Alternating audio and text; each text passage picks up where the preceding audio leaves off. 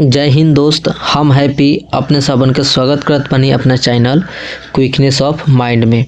आज हमनी पढ़े वाला बानी सन दोस्त class 10th Bhojpuri.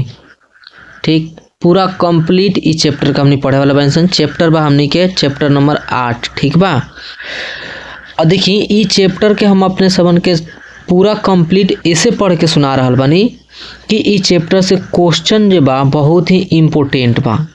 Important question यहाँ से पूछल जाला। ठीक बा, हम सभी के सभी क्वेश्चन इम्पोर्टेंट बा एकर, ऐसे हम अपने लोग सबन के पूरा कंप्लीट एके पढ़ के सुनाए।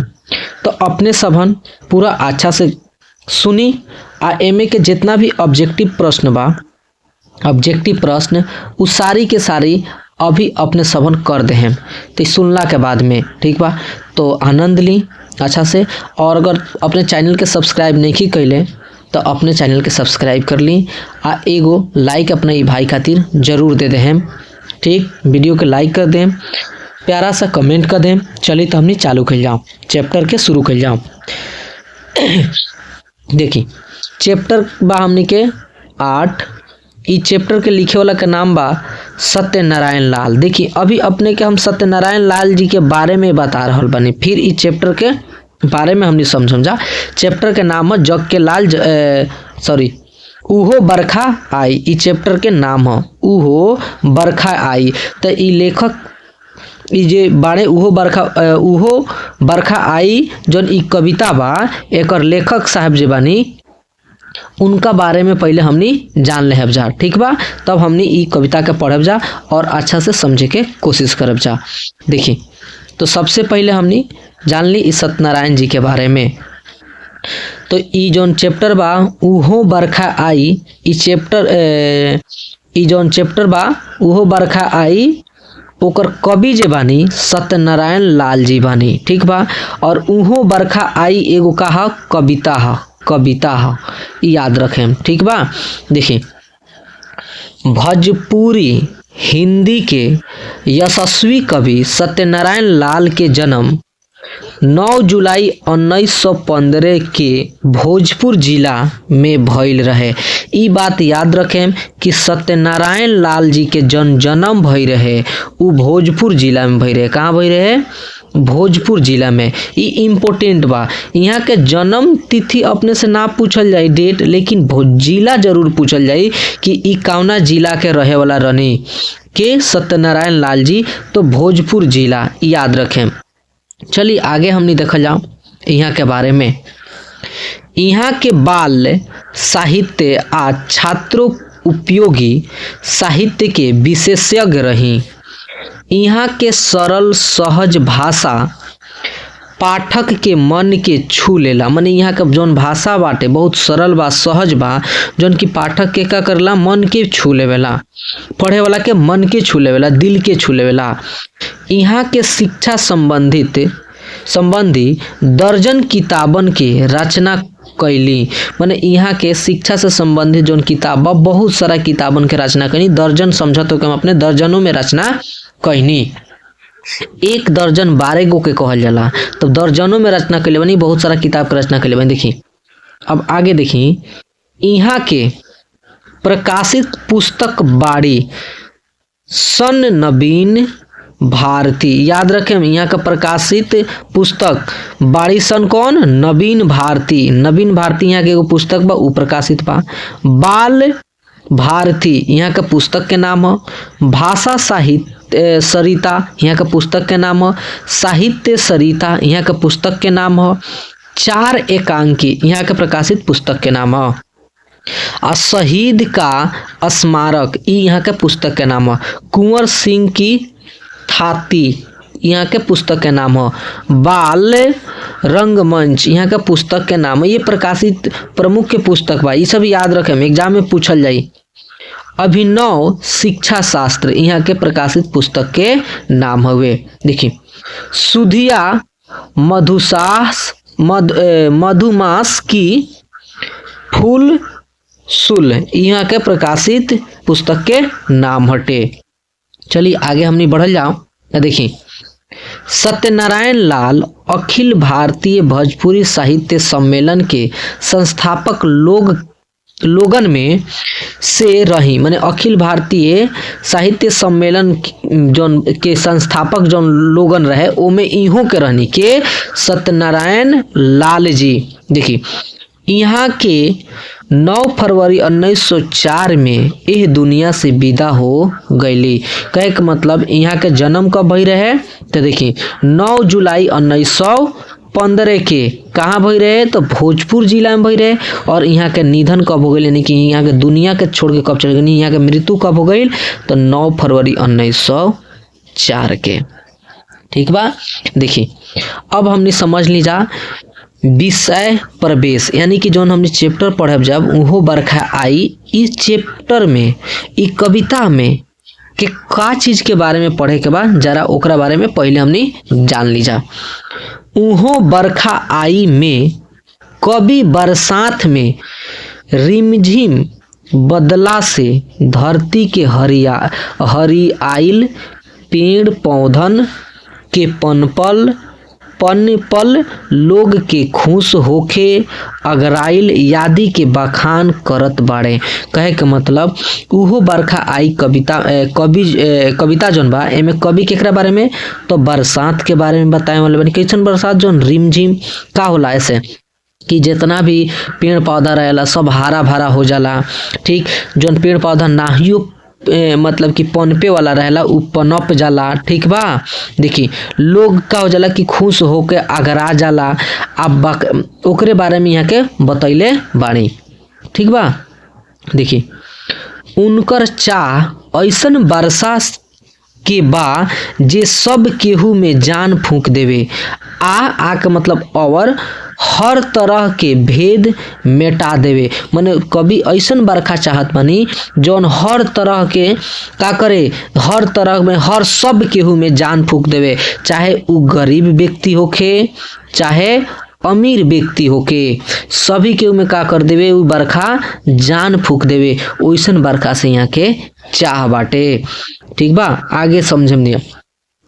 बरखा से जहां एक ओरी धरती के भाग्य जागेला जीव जंतु के प्यास बुझेला उहुए टूटही चुअत पलानी में ओकरे तिरिया घबराइल फिकिर में पड़ल रहेला। काहे कि ओकर पति परदेश में बा आ गोदी में आंचर में लुकाइल लइका बीमार बा। कहे का मतलब कि बरखा होला बारिश होला तो एक तरफ का होला कि धरती के भाग जाग जाला। ठीक बा। धरती के भाग जाग जाला चारों ओर जीव जंतु पेड़ पौधा में का हो जाला हरियाली आ जाला जीव जंतु के प्यास बुझ जाला। ठीक बा। देखी एक तरफ टूटही चुअत पलानी यानी कि ओइसन घर जो टूटल फूटल होके बारिश होके तो में पानी गिरत होके उ घर के अकेले का मतलब अकेला तिरिया का मतलब होला मेहरारू। ठीक बा। अकेला जोन मेहरारू बा उ का बा घबराइल बा फिकिर में पड़ल रहेला। काहे घबराइल फिकिर काहे पड़ल रहेला घबराइल काहे रहेला काहे कि ओकर पति परदेश में बा। ठीक बा। ई जौन कवि बा एमे एगो पत्नी के बारे में बतावल गइल बा जौन की उका बाड़े उनकर पति प्रदेश में बाड़े और अकेले घर में बाड़ी। ठीक बा। आ उनकर आंचर में का बा एगो लइका बा जौन का बा बीमार बा। तो इहे बात बतावल गइल बा। आगे देखें। रोज काम क के 2 जून के रोटी के जुगाड़ क के भूख मिटाए वाला लोग का बरसात का वजह से काम ना मिल पावे। देखिए एक तरफ जीव जंतु का करला प्यास मिट जाला पेड़ पौधा के में हरियाली आ जाला धरती के भाग जाग जाला। तो दूसरा तरफ देखी बरखा औला से का होला जे गरीब परिवार से बा जेकर घर में पानी चुएला अकेले बा परिवार ओकरा कितना दिक्कत होला। रोज जौन काम करके 2 जून के रोटी जोगाड़ लेवेला काम करी तबे ना खाई।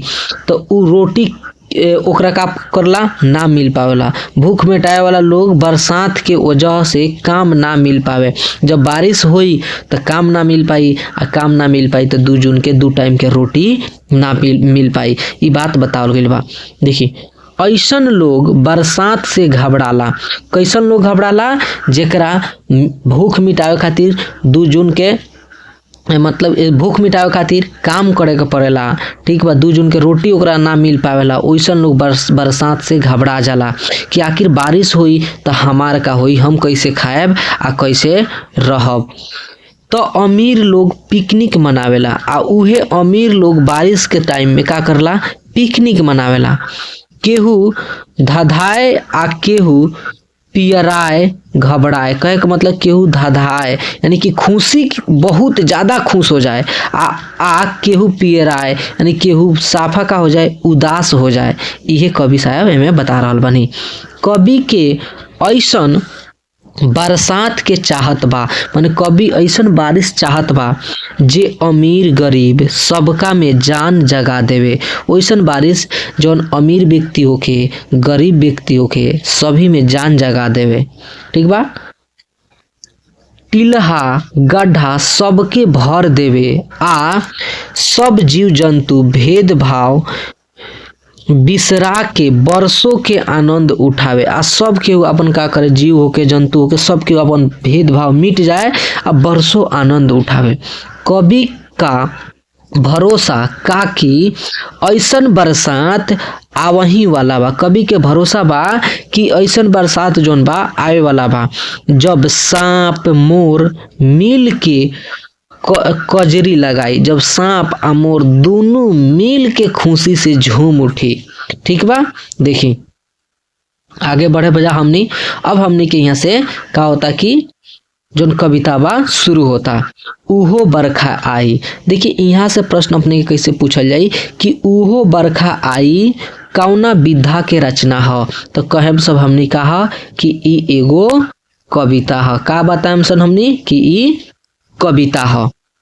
देखी दोसर पूछल जाई कि ई उहो बरखा आई कविता के रचनाकार के बानी, ठीक बा, या लेखक के बानी। तो अपने का बताएं? सत्यनारायण लाल के बानी। देखी यहाँ सत्यनारायण लाल, वहाँ का नाम बा सत्यनारायण लाल। देखी अब हमने कविता के पढ़ब जा। देखी आइल बरखा आइल, कहे के मतलब बरखा अब आइल। देखिए अब चालू होता, रिमझिम परल फुहार जगत के धधकत हिया जुड़ाइल। कहे के मतलब बारिश के जौन बा रिमझिम फुहारा पड़ल तो जगत के धधकत हिया जुड़ाइल। हिया का मतलब होला हृदय, आ धधकत मतलब कि माने जौन जरत रहलक ओकर हृदय उ का हो गइल, जुड़ा गइल, अब खुशी से झूम उठल, ठीक बा। आगे देखी लौटल भाग सुहागिन धरती के, यानी कि धरती के भी का हो गइल, भाग लौट गइल बारिश अइला से। परती हरियाइल, और जौन परती परल जमीन बा उहो का हो गइल कि हरा भरा हो गइल। नाचल वन में मोर पियासल जिया जंतु अगराइल, और वन में का हो गइल, मोर नाचे लागल, और जितना भी जीव जंतु पियासल रख अब उ खुशी से अगराए लागल, ठीक बा। देखी आगे समझे।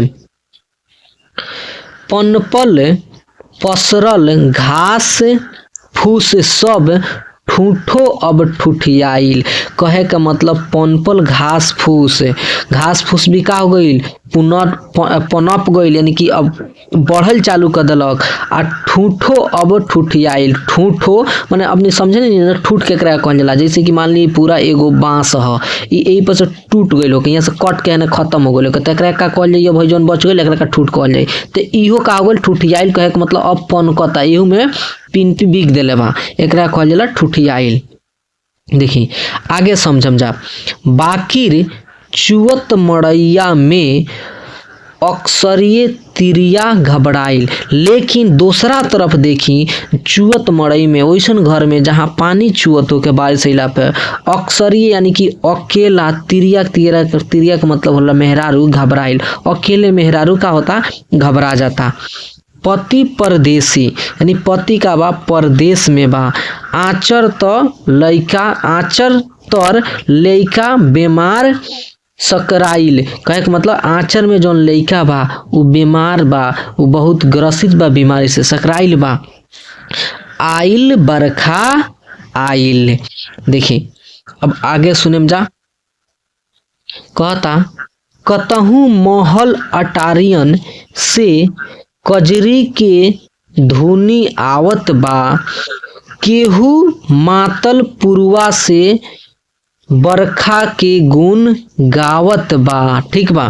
देखी पीच पर कार चला के केहू पिकनिक चलल मनावे, कहे के मतलब केहू कार से का करे पिकनिक मनावे, तो दूसरा तरफ देखी केहू बरखा के कारण का बा, कितना बारिश के कारण दुख बा ओकरा। ठीक बा। अब देखिए आगे सुनी हमनी, रोज काम क के आए वाला बरखा के गरियावे, कहे के मतलब रोज काम काज क के 2 जून के रोटी खाए वाला, 2 टाइम के रोटी खाए वाला व्यक्ति का करेला, बरखा के गरियावेला, बारिश के गरियावेला। काहे कि बारिश होई तो अपन काम कर ना पाई और 2 जून के 2 टाइम के रोटी खा ना पाई। तो ई क्वेश्चन पूछल जा चुकल बा कि बरखा के गरियावेला, तो के गरियावेला, रोज काम करे वाला व्यक्ति का करेला, बरखा के गरियावेला। केहू आज धधाइल बाकिर केहू बा जहुआइल, कहे के मतलब केहू बारिश के कारण धधा गइल बा, खुशी से झूम उठल बा, बाकिर केहू जहुआइल यानी कि केहू का बा उदास पड़ल बाटे। देखी केहू बा हरियाइल आ केहू का बा साफ हरा भरा हो गइल बा, बाकिर केहू बा पियराइल और केहू का हो गइल बा मुरझा गइल बा, उदास हो गइल बा। बरखा आइल। आगे सुने, हमरा चाही उ बरखा जे सब में जान लगा दे, माने कभी कहत बानी कि हमरा उ चाही बरखा जे सब में जान लगा दे, चाहे गरीब व्यक्ति होके चाहे अमीर व्यक्ति होके। टीला टाही भरे जे गड्ढा जे सब भेद भगा दे, माने ऐसन बारिश होके जौन टीला टाही होके चाहे गड्ढा होके सब के भेद का करे भगा देवे। धाने में ना हिंगुओ में जे पतई नया उगा दे, कहे का मतलब देखिए धाने में ना हिंगुआवे में जे पतई नया उगवा दे, एगो धाने में ना, ठीक बा, जे का करे हिंगुओ में का करे नया पत्ता उगा देवे, ओइसन बारिश चाही। देखिए जे दुरंगी चाल चले ना केहू के ना दगा दे, माने केहू माने जे 2 रंग के चाल ना चले आ केहू के दगा ना देवे, ओइसन बारिश आवे जे गरीब अमीर के दोनों के का करे खुश रख पावे। ठीक बा। देखी आगे बा, जगत बा आकाश बुझात उहो बरखा आई, माने ओइसन आकाश में अब दिख रहल बा, आकाश में जाग रहल बा कि उ तरह के बरखा आई जेकरा से अमीर गरीब सब खुशहाल रही। बाघ हरिन आ मोर सांप सब मिली के कजरी लगाई, माने बाघ होके हरिन होके चाहे मोर होके चाहे सांप होके ये सब मिल के हंसी खुशी से का करी कजरी लगाई, यानी कि झूमी खुशी से रही। उहो बरखा आई तो ई रहे अपने के कंप्लीट एक्सप्लेनेशन अपने के ई उहो बरखाई उहो चैप्टर के। तो अब हमने ई चैप्टर के ऑब्जेक्टिव प्रश्न के कर लेम जा। यहाँ देखी पहला प्रश्न बा, उहो बरखा आई कविता कौना ऋतु से जुड़ल बा, तो बरखा कब आई ये बताई, बसंत ऋतु में आई का, कि ग्रीष्म ऋतु में आई, कि शरद ऋतु में आई, ना वर्षा ऋतु में आई। तो हमने के राइट आंसर का हो जाई, ख नंबर हो जाई। चलिए आगे बढ़ब जा। हमने के जौन दूसरा प्रश्न बा हमनी के, उ वर्षा ऋतु कौन लोग गरियावेला, वर्षा ऋतु कौन लोग गरियावेला, यानी वर्षा ऋतु के कौन लोग गाड़ी देवेला भाई? तो कार में चढ़े वाला ना, कार में चढ़े वाला तो पिकनिक मनावेला। छोट छोट लइका ना, रोज कमाए वाला मजदूर, हाँ रोज कमाए वाला मजदूर गाड़ी देवेला, काहे कि उ काम ना कर पावेला, 2 टाइम के रोटी ना खा पावेला। तो हमनी के राइट आंसर हो जाई ग नंबर। चलिए 4 नंबर प्रश्न के हमने देखब जा। 3 नंबर एमे 4 नंबर दे दल बा। देखी, चुअत पलानी में औरत काहे घबराइल बिया? जोन घर बा उ में पानी चुअता तो औरत काहे घबराइल बा? देखी, अस्करुए बा या पति परदेश बा। देखी, अक्सरुए के मतलब अकेले बा कि पति ओकर परदेश में बा, ठीक बा। तीसरा जो ऑप्शन बा हमनी के लइका बीमार बा। देखिए तो ये चारों कारण बा, यही से घबराइल बा। उ का रहे? अस्करुए रहे, अकेले रहे, पति कैसन बा? परदेश में बा, आ लइका भी बीमार बा। तो ये तीनों के तीनों हमनी के ऑप्शन बा। तो ये सब कारण से यानी कि हमनी के आंसर क्या हो जाए? घ नंबर हो जाए। राइट आंसर हमनी के घ हो जाए। यही कारण बा कि औरत घबराइल बा। देखिए आगे के जौन क्वेश्चन बा, ई क्वेश्चन बा लघु उत्तरीय, अपने देख ली। ई अपने से पूछल जा सकेला प्रश्न। अब एक लिख के करावे के पड़ी। ऐसे भी देखी, उहो बरखा आई शीर्षक कविता के कवि के नाम बताई। तो सत्यनारायण लाल अपने का आंसर दे सकत बनी। खैर अपने सुननी, अच्छा से समझनी, बहुत अच्छा कहनी, ठीक बा। अब ऐसे जौन भी प्रश्न बा अपने के हम दिखा देनी ने, ठीक बा, अपने कर सकत बनी अच्छा से, ठीक बा। तो चलिए हम आशा करत बनी कि अपने सबन के उहो बरखा आई उहो जो एक कविता पढ़नी है जा, ये अच्छा लागल हुई। अगर अपने सबन के अच्छा लागता तो चैनल के सब्सक्राइब कर लें, वीडियो के लाइक कर लें, और अपना भाई खातिर एगो प्यारा सा कमेंट जरूर कर दें, जावना से भाई के मोटिवेशन मिली और अपने सबन खातिर वीडियो बनावत रही।